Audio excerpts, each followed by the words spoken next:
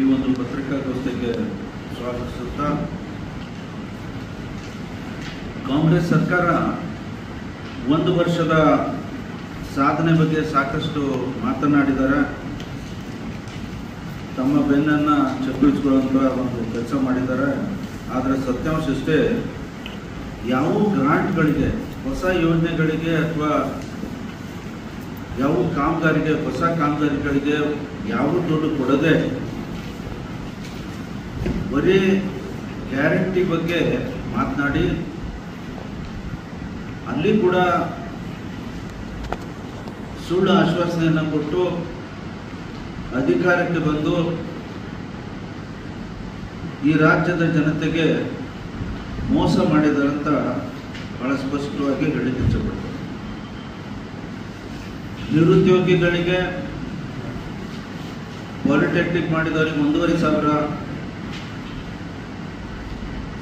ಗ್ರಾಜ್ಯುಯೇಟ್ಗಳಿಗೆ 3,000 ರೂಪಾಯಿ ಕೊಡುವಂಥದ್ದು ಬರೇ ಕಾಗದದಲ್ಲಿದೆ ಹೊರತಾಗಿ ಇವತ್ತಿನವರೆಗೂ ಯಾವ ಅನ್ಎಂಪ್ಲಾಯ್ಡ್ ಗ್ರಾಜ್ಯುಯೇಟ್ಗಳಿಗೆ ಯಾವ ಸ್ಟೈಪೆಂಡು ಬಂದಿಲ್ಲ.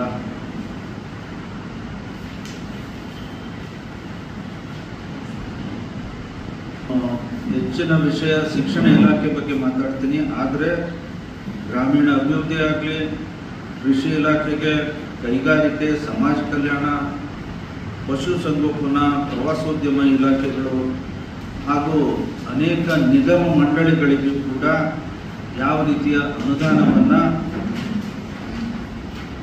ನೀಡಿಲ್ಲ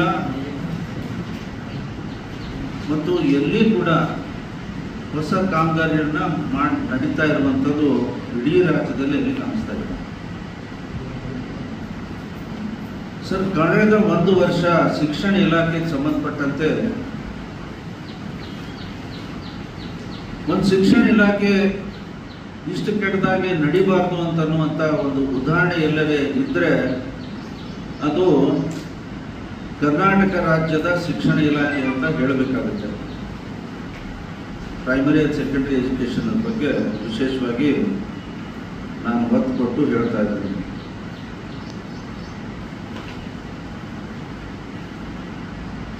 ಸರ್, ಮೊದಲನೇದಾಗಿ ಪ್ರಾರಂಭದಲ್ಲೇ ಸರ್ಕಾರ ಅಧಿಕಾರಕ್ಕೆ ಬಂದಾದ್ಮೇಲೆ ಕ್ಯಾಬಿನೆಟ್ ಮೀಟಿಂಗಲ್ಲಿ ಪಠ್ಯಕ್ರಮದ ಬಗ್ಗೆ ಯಾವುದೋ ತಜ್ಞರ, ಎಜುಕೇಷನಿಸ್ಟ್ ಅಂತಿದ್ದಾರೆ, ಅನೇಕ ವಿಷಯದಲ್ಲಿ ತಜ್ಞರಿದ್ದಾರೆ, ಎಕ್ಸ್ಪರ್ಟ್ಸ್ ಅಂತ ಅಪಾಯಿಂಟ್ಮೆಂಟ್ ಆಗಿದ್ದಾರೆ ಅಥವಾ ಅವರಿಗೆ ಕರೀತಾರೆ ಪಠ್ಯಪುಸ್ತಕ ರಚನೆ ಸಂದರ್ಭದಲ್ಲಿ. ಅವರು ಯಾರೂ ರೆಕಮೆಂಡೇಶನ್ ಇಲ್ಲದೆ ಕನ್ನಡ ಭಾಷೆಯಲ್ಲಿ 10 ಚಾಪ್ಟರ್ ಮತ್ತು ಸಮಾಜ ವಿಜ್ಞಾನದಲ್ಲಿ, ಸೋಷಿಯಲ್ ಸೈನ್ಸಲ್ಲಿ 10 ಚಾಪ್ಟರ್, ಇದನ್ನು ಸೀದಾ ಹೊರದು ಹೋಗಿದ್ದೀವಿ ಅಂತ ಅನ್ನೋ ರೀತಿಯಲ್ಲಿ ಅದನ್ನು ತೆಗೆದುಬಿಟ್ಟಿದ್ದಾರೆ. ದುರ್ದೈವದ ಸಂಗತಿ ಏನಂತಂದರೆ, ಅದನ್ನು ಬದಲಾವಣೆ ಮಾಡಿ ಯಾವ ಚಾಪ್ಟರ್ಗಳನ್ನು ಆ್ಯಡ್ ಮಾಡಬೇಕು ಅದರ ಬಗ್ಗೆ ಸರಿಯಾದಂಥ ಒಂದು ಪುಸ್ತಕಗಳನ್ನ ಪ್ರಿಂಟ್ ಮಾಡಿ ಎಲ್ಲ ಮಕ್ಕಳಿಗೆ ತಲುಪಿಸ್ಬೇಕಲ್ಲ. ಯಾಕಂದರೆ ಫ್ರೀ ಟೆಕ್ಸ್ಟ್ ಬುಕ್ಸ್ ನೀವೆಲ್ಲ ಕಡೆ ಕೊಡ್ತೀರಿ. ಒಂದು ಶಾಲೆಗೆ ಒಂದೇ ಒಂದು ಪುಸ್ತಕ ಕೊಟ್ಟಿದ್ದಾರೆ, ನೀವು ಜೆರಾಕ್ಸ್ ಮಾಡಿಕೊಡ್ರಿ ಅಂತ ಹೇಳ್ತಾರೆ. ಇದು ನಮ್ಮ ಶಿಕ್ಷಣ ಇಲಾಖೆ ನಡೀತಾ ಇರುವಂಥ ರೀತಿ.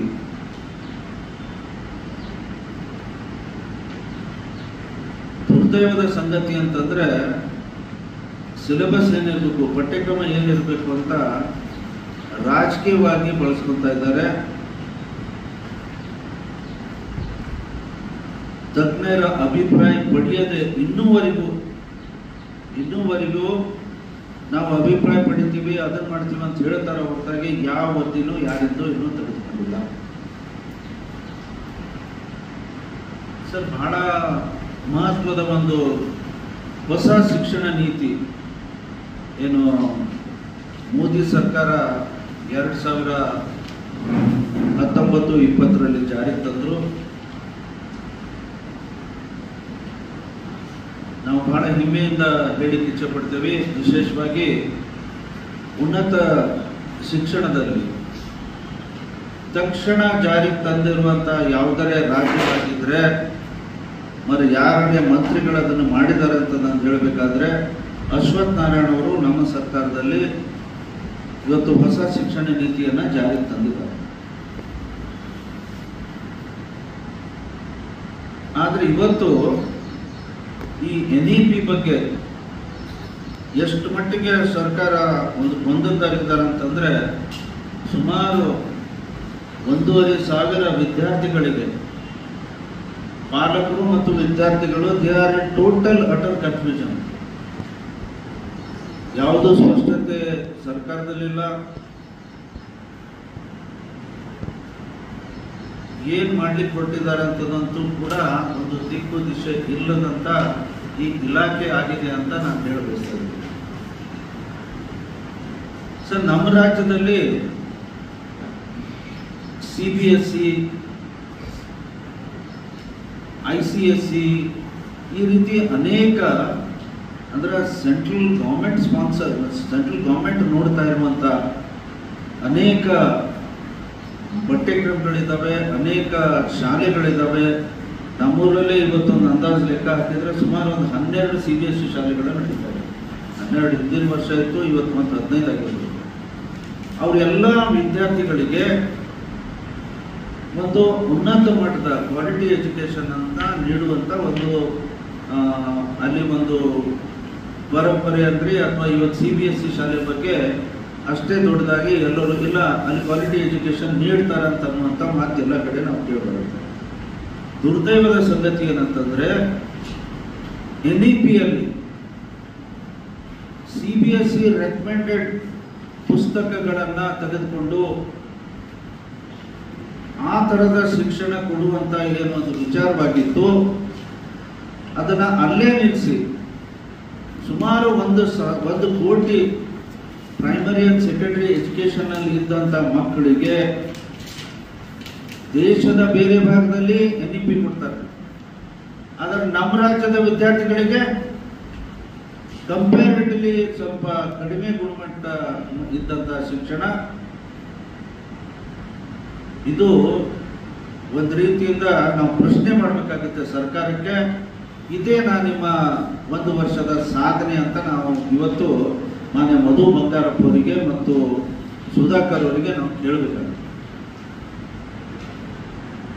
ಬಹಳ ದುರ್ದೈವದ ಸಂಗತಿ ಇನ್ನೊಂದೇನಂತಂದ್ರೆ ಈ NEP ಬಗ್ಗೆ ಹೊಸ ಎಜುಕೇಶನ್ ಪಾಲಿಸಿಯನ್ನು ನಮ್ಮ ಸರ್ಕಾರ ತಂದಿದೆ.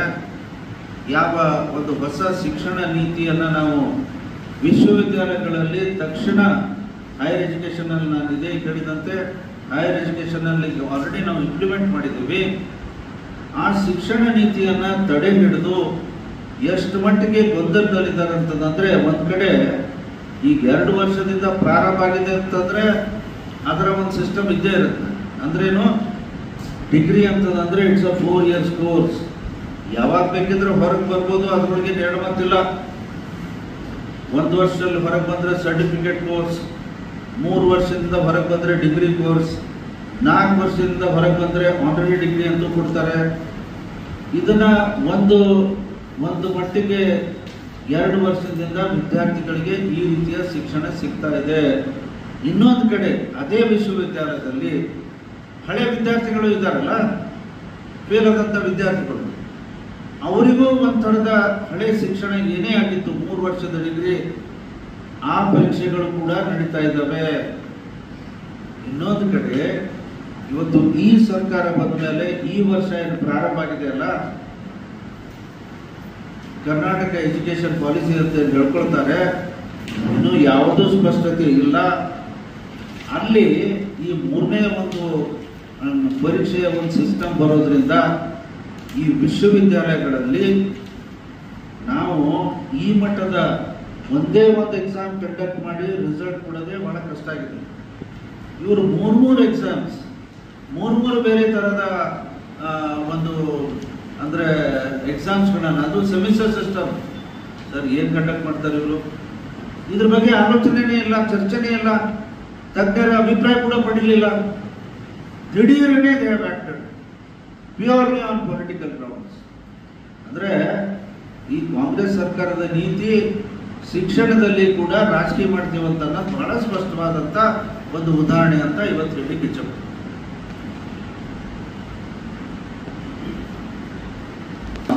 ವಿಶೇಷವಾಗಿ ಸರ್ಕಾರಿ ನೌಕರರ, ನಾವು ಇವತ್ತೇನು ಗ್ರಾಜ್ಯುಯೇಟ್ಸ್ ಅಂತ ಹೇಳ್ತೀವಿ ಅಥವಾ ಅನೇಕ ಸರ್ಕಾರಿ ನೌಕರಿಯನ್ನು ತೆಗೆದುಕೊಂಡಂಥವರು 2006ರಿಂದ NPS ಜಾರಿಗೆ ಬಂದಿದೆ, ನ್ಯಾಷನಲ್ ಪೆನ್ಷನ್ ಸ್ಕೀಮ್. ಆದರೆ OPS ಅದನ್ನು ತೆಗೆದು OPS ಕೊಡ್ತೀವಿ ಅಂತ ಹೇಳಿ ಮತಗಳನ್ನು ಪಡೆದು ಇವತ್ತು ಕುರ್ಚಿ ಮೇಲೆ ಕೂತಿದ್ದಾರೆ ಸಿದ್ದರಾಮಯ್ಯ ಅವರು, DK ಶಿವಕುಮಾರ್ ಅವರು ಮತ್ತು ಈ ಸರ್ಕಾರ. ಏನ್ ಪ್ರಾಮಿಸ್ ಮಾಡಿದ್ದಾರೆ? ನಾವು NPS ರದ್ದು ಮಾಡಿ ನಾವು OPS ಜಾರಿಗೆ ತರ್ತೀವಿ ಅಂತ ಪ್ರಾಮಿಸ್ ಮಾಡ್ತಾರೆ.